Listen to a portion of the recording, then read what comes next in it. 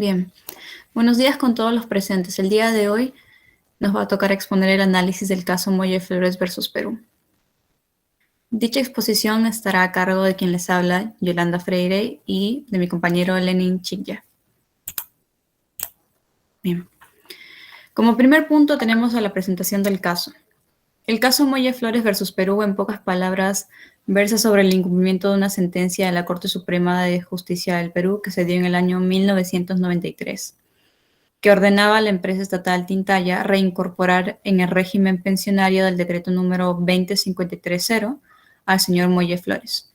Sin embargo, a pesar de haber obtenido una sentencia favorable y un pronunciamiento posterior del Tribunal Constitucional sobre la materia, a la fecha del informe de la Corte Interamericana de Derechos Humanos, dicha sentencia continuaba sin ser cumplida. Bien.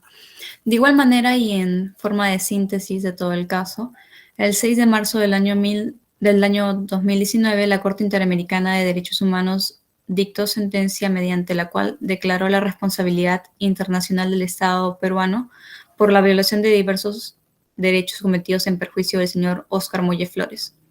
En particular, encontró que distintas omisiones del Estado constituyeron un incumplimiento en el deber de garantizar el derecho a la tutela judicial efectiva y protección judicial, así como que las autoridades judiciales nacionales no actuaron con el deber de celeridad que exigía la situación de vulnerabilidad en la que se encontraba la víctima, razón por la cual excedieron el plazo razonable.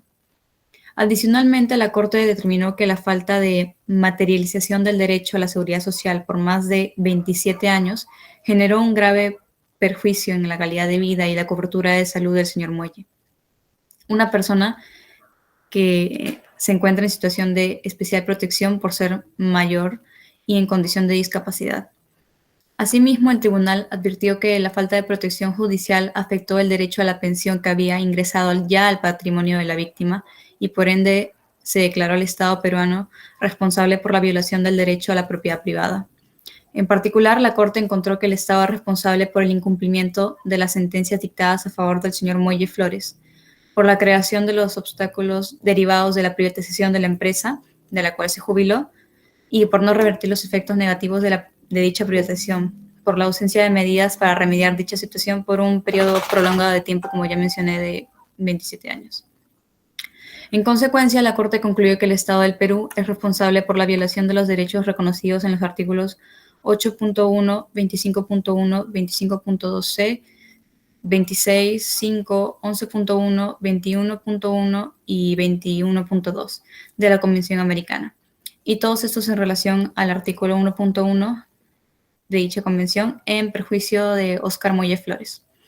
Asimismo, el Estado es responsable por la violación de su deber de adoptar disposiciones de derecho interno recogidas en el artículo 2 de la Convención Americana. Bien. En relación a la Corte, a la competencia de la Corte es competente para conocer el presente caso en los términos del artículo 62.3 de la Convención Americana, puesto que el Perú ratificó dicha convención el 28 de julio de 1978 y reconoció la competencia contenciosa de la Corte el 21 de enero del año 1981. Bien. Los hechos del caso se relacionan con la violación del derecho a la tutela judicial efectiva como consecuencia del incumplimiento durante 24 largos años de una sentencia judicial a favor del señor Molle Flores en el marco, todo esto de un concurso de amparo, de un recurso de amparo en el cual se ordenó su reincorporación al régimen pensionario. Y la Corte analizó los hechos en relación con los 6 puntos que expondremos a continuación. Bien. En torno al primer proceso de amparo, el señor Molle Flores se jubiló en la empresa estatal de derecho privado Tintaya el 30 de septiembre del año 1990, conforme al decreto ley 20530. El 27 de enero del año siguiente, 1991, ese derecho fue suspendido por la gerencia de administración de dicha empresa. Frente a esta suspensión, el señor Molle Flores decide interponer una acción de amparo en el Juzgado Quinto Civil de Lima, el cual declaró fundada la demanda y ordenó que se dejara sin efecto la suspensión del régimen de pensiones y compensaciones en perjuicio del señor Molle. La decisión fue confirmada por la Segunda Sala Civil de la Corte Superior y por la Corte Suprema de Justicia, la cual, mediante sentencia de febrero del 93, confirmó lo resuelto por la Corte Superior y declaró no haber nulidad en la sentencia, declarando así fundada la acción de amparo y ordenando la inaplicabilidad de la suspensión de la gerencia de administración de la empresa, y restableciendo así sus derechos al estado anterior al de la agresión constitucional. Bien, en lo referente a la privatización de la empresa estatal minera especial Tintaya, Sociedad Anónima, la Corte constató que fue privatizada en 1994, en el marco del Decreto Legislativo 674, también llamado Ley de Promoción de la Inversión Privada de las Empresas del Estado. Bien, mientras que en torno al segundo proceso de amparo, el 17 de febrero del año 1993, la empresa volvió a disponer la suspensión del pago de algunas pensiones de jubilación de sus ex trabajadores, entre ellas la del señor Muelle Flores, quien interpuso una segunda acción de amparo, mediante la cual solicitó la desaplicación del acuerdo directivo 02393, que se le restituyera el derecho a continuar percibiendo su pensión y el pago de una indemnización por el daño causado. El 23 de febrero de 1995, el 17º Juzgado Civil de Lima declaró improcedente la demanda.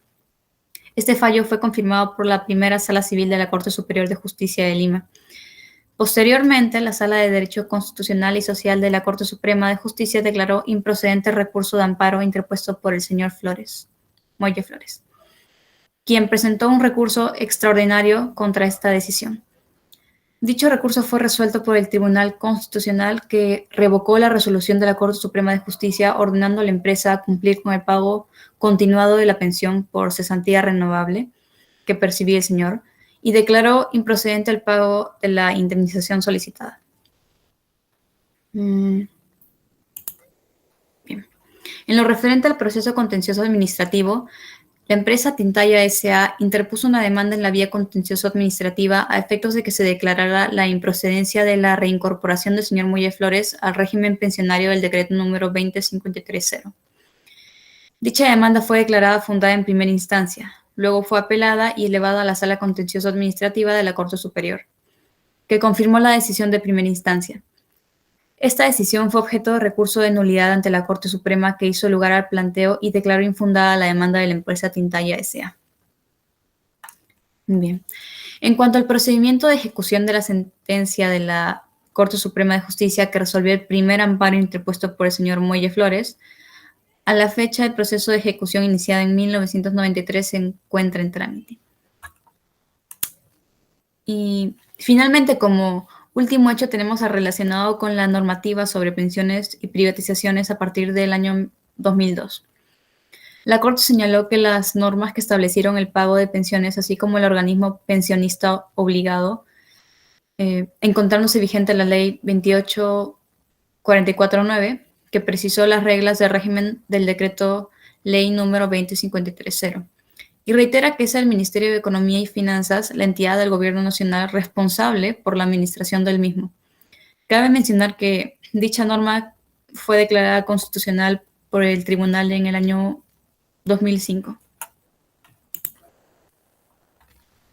Bien, en torno a las excepciones, se presentan dos en el caso a analizar. La primera es la excepción sobre la alegada falta de agotamiento de recursos internos. Bien. En ese sentido, el tribunal constató que el Estado no invocó en ningún momento el artículo 46.1 de la Convención, ni señaló que no se hubieran agotado los recursos internos y que la petición fuera inadmisible, y únicamente se limitó a describir el estado del proceso. Al respecto, la Corte señaló que el mero recuento de actuaciones procesales no es suficiente, no basta para tener por opuesta una excepción preliminar, siendo que a la falta de un alegato claro y oportuno por parte del Estado, se colige que éste no alegó la falta de agotamiento de recursos internos durante la etapa de admisibilidad ante la Comisión. Y preciso que dicha fue extemporánea y como consecuencia la desestimó. Bien. La segunda es la excepción sobre la alegada falta de competencia en razón de la materia y justiciabilidad directa del artículo 26 de la Convención. El Estado señaló que las representantes no pretendían la justiciabilidad de los derechos de la Convención, sino la de los derechos económicos, sociales, culturales y ambientales. más específicamente del derecho a la seguridad social, y sostuvo que la Corte Interamericana era incompetente para pronunciarse sobre la justiciabilidad directa de estos derechos a partir de la interpretación del artículo 26 de la Convención. Para resolver esta excepción, la Corte se remitió a los criterios adoptados en los casos Lagos del Campo versus Perú y Cuscul Pibarat y otros versus Guatemala, y reiteró su jurisprudencia en el sentido en que es competente para examinar la pretendida violación del derecho estipulado en el artículo 26 de la Convención y el derecho a la seguridad social que estaría comprendido en dicho precepto. De este modo, desestimó la pretensión preliminar opuesta por el Estado. Bien, referente a los derechos vulnerados y que serán analizados posteriormente con más profundidad, se tiene que fueron vulnerados los derechos a la propiedad privada, a la dignidad, a la integridad social, a la integridad personal, a las garantías judiciales, protección judicial y seguridad social. A eso se le añade el deber de adoptar disposiciones de derecho interno por parte del Estado.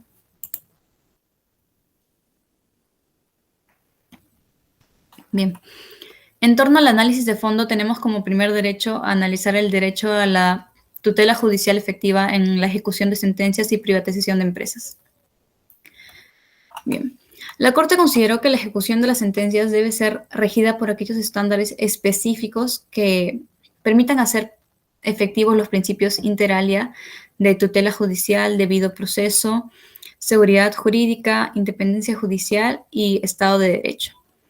La Corte también señaló que para lograr plenamente la efectividad de la sentencia, la ejecución debe ser completa, perfecta, integral y sin demora, es decir, célere. En el caso concreto, la Corte precisó que no se encuentra en controversia la existencia del derecho a la pensión del señor Molle Flores o la nivelación de esta conforme a la normativa interna, ni a las decisiones sobre su retiro de régimen del decreto número 20530. Fueron convencionales o vulnerados el debido proceso. La Corte más bien observó que el Estado no adoptó ninguna medida desde la primera sentencia dictada en 1993 para el cumplimiento rápido y efectivo del ordenado por las autoridades judiciales nacionales, con el fin de garantizar el derecho a la pensión reconocido judicialmente. Además, la Corte estimó que el Estado no solo debía cumplir con el pago de la pensión ordenado judicialmente de manera inmediata y con especial diligencia y celeridad al tratarse de un derecho de carácter alimentario y sustitutivo del salario, sino que además debió haber establecido expresa y claramente qué entidad se encargaría del incumplimiento de la decisión, esclareciendo y reconduciendo de oficio el trámite a la entidad estatal, que estaría a cargo del pago correspondiente. Dicho acto no sucedió en el presente caso, sino que por el contrario, dicha responsabilidad fue trasladada a la víctima. Bien, en consecuencia, como mencioné al principio, la Corte determinó que el Estado es responsable por el incumplimiento de la sentencia dictada a favor del señor Molle Flores, por la creación de obstáculos derivados de la privatización, por la ineficacia del Poder Judicial para hacer efectivo el cumplimiento de sus fallos y para revertir los efectos negativos de la privatización, además de ser responsable por la ausencia de medidas para remediar dicha situación por un periodo prolongado de tiempo. Bien. En torno al plazo razonable y en relación con la etapa de ejecución de sentencias, la Corte señala que dicho plazo debe ser más breve debido a la existencia de una decisión firme en relación con la materia concreta. Para la Corte es dable destacar que desde las sentencias dictadas en 1993 y 1999 hasta la fecha han transcurrido más de 26 y 19 años respectivamente, lo que en una persona de avanzada edad y carente de recursos económicos ha ocasionado un impacto en su situación jurídica. No solo en su situación jurídica.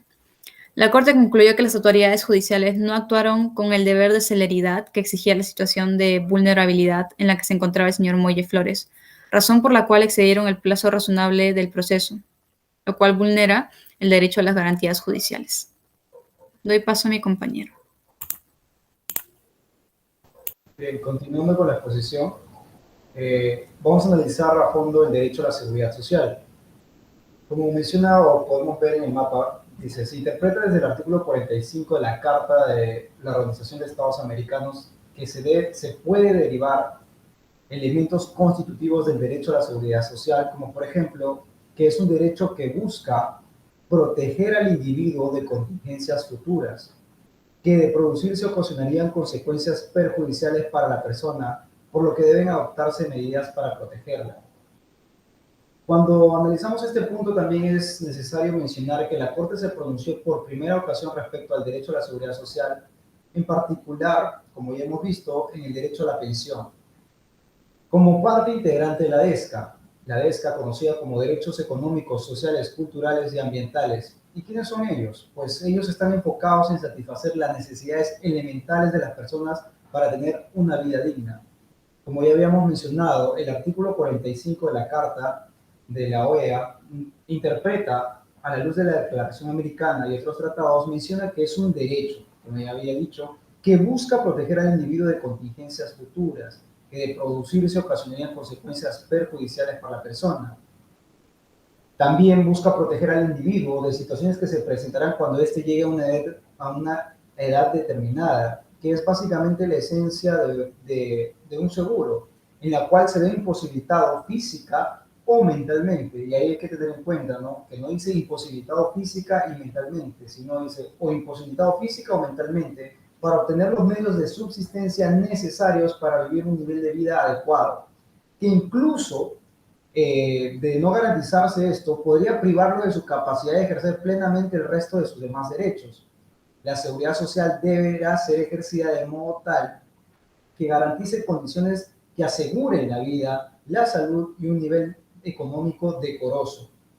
El derecho a pensión del señor Muelle Flores no fue garantizado, como hemos podido analizar en el presente caso, de manera oportuna, sino que por el contrario, hasta la actualidad dichas sentencias no han sido ejecutadas, ya que el proceso correspondiente sigue abierto. En un contexto donde no hay pago de la pensión reconocida judicialmente, los derechos a la seguridad social, a la integridad personal y a la dignidad humana se interrelacionan y en ocasiones la vulneración de uno genera directamente la afectación del otro. Bien, ahora vamos a pasar al derecho a la propiedad privada. El tribunal ha desarrollado en su jurisprudencia pues, un concepto amplio de la propiedad privada que abarca, entre otros, el uso y goce de los bienes, definidos como cosas tanto materiales apropiables o como objetos intangibles, así como todo derecho que puede formar parte del patrimonio de una persona. El derecho a la propiedad privada abarca no solo los bienes materiales en sentido estricto, sino que también engloba la protección a los derechos adquiridos que integren el patrimonio de sus titulares. Con muchísima más razón, cubre los derechos adquiridos una vez perfeccionadas las condiciones para obtener un beneficio, tal como la pensión de vejez, que nos llama la atención en este caso, más aún cuando ese derecho ha sido reconocido a través de una sentencia judicial. Los beneficios que se derivan de la seguridad social, incluido el derecho a una pensión de vejez, forman parte del derecho a la propiedad y, por tanto, deben ser protegidos contra la interferencia arbitraria del Estado. La Corte estima que el derecho a la pensión nivelada que adquirió la víctima y que se encontraba en vigencia en Perú hasta el año 2004, así como el derecho a su pensión conforme a las reformas constitucionales acontecidas en dicha fecha, generó un efecto en el patrimonio del señor Muelle Flores. El derecho a la propiedad privada, bien, siguiendo con las reparaciones, restitución de la pensión del señor Muelle Flores mediante el cumplimiento de las sentencias a nivel interno. También publicar de manera íntegra la sentencia, pagar la suma monetaria fijada en la sentencia por los conceptos de daño material e inmaterial. También la Corte Interamericana de Derechos Humanos menciona que supervisará el cumplimiento íntegro de la sentencia y solo dará por concluido el caso una vez que el Estado haya dado cabal cumplimiento a lo dispuesto en la sentencia. Continuando, las costas y gastos. La Corte indica que las costas y gastos hacen parte del concepto de reparación, toda vez que la actividad desplegada por las víctimas son con el fin de obtener justicia. La Corte ordena además a la víctima que se reembolse a la víctima los valores desembolsados en la tramitación del proceso judicial a nivel interno. Por lo tanto, la Corte decide fijar el pago de un monto total razonable de $10,000 americanos por el concepto de costas y gastos. Los puntos resolutivos.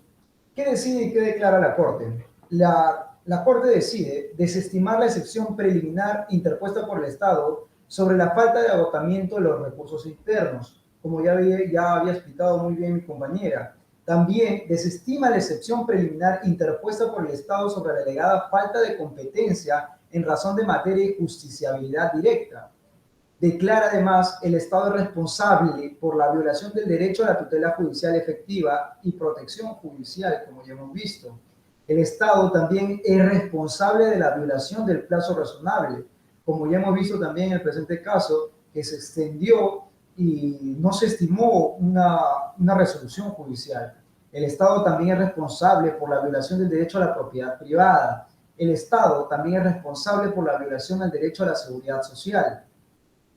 También la Corte declara que esta es una sentencia que constituye por sí misma una forma de reparación.